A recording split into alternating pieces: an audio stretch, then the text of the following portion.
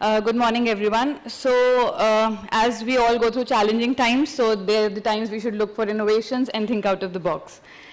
With the increasing threshold for astigmatism correction in all our clinics, the burden on the surgeons as well as operating theatres is increasing for the astigmatic and the toric IOL implantation. And that is why the markerless systems are making their way into our OTs endlessly.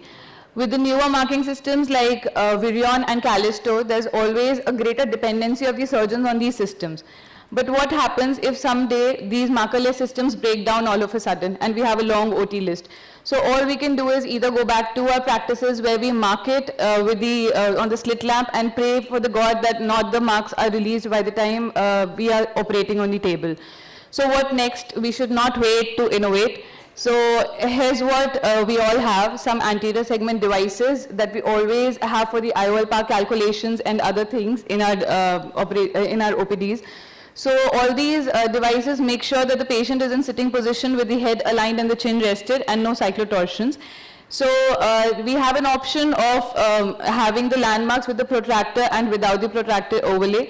What we can do is mark the landmarks which can be either the vessels near the limbus or the pigmented landmarks which can be identified pre-operatively and thereby after on the protractor overlay the location. This can also be done on the slit lamp with the devices like the toric markers which are protractor overlay available online. And then when into the OT, we can carry these printouts as a soft copy or as a hard copy on one of the devices. The landmarks which have been pre-identified and the cyclotorsion which has already been taken into consideration, there is no hassle of the pre-op marking on the slit lamps. And there's no concern of the mark disappearance. So here we can see that we've already marked these things pre-operatively on our soft copy, and then these devices already with the protractor overlay we know where the things are. So the cyclotorsion is already being negated here, and here we can mark all of these things, and finally we can put our Mendel's ring over it to make the toric IOL alignment what we have seen pre-operatively.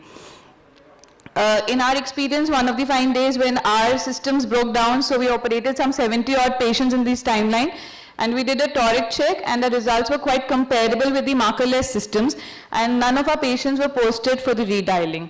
So I feel complex problems often come up with simple solutions which are already lying around us. Thank you. Thank you. Bhupesh.